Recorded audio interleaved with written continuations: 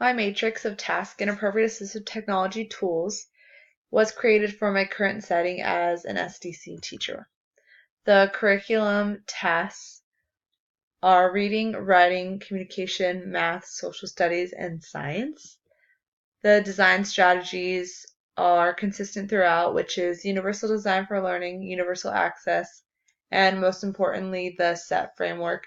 It was difficult for me creating this matrix because I wanted to know my student, my environment, my task before I was selecting tools. But for the purpose of the assignment, I just created a plethora of tools that could be useful for my students.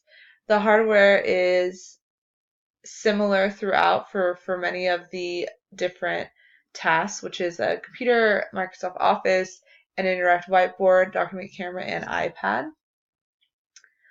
The tools and software for reading and writing were mostly low-tech assistive technology. The reason I selected these was because I felt that they best fit my students in the mild to moderate setting.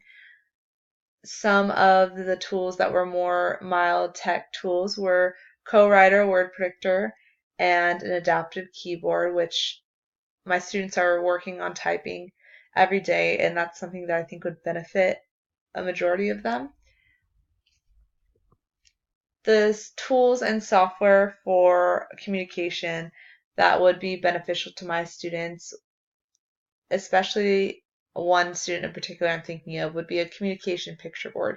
He has trouble communicating for simple things, and I think that would just be beneficial to him to communicate when he needs assistance, or maybe if he needs to use the restroom, things like that.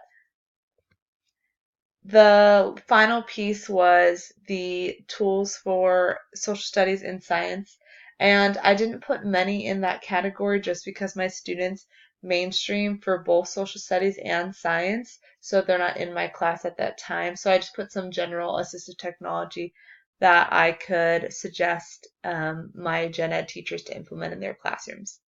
Thanks for listening.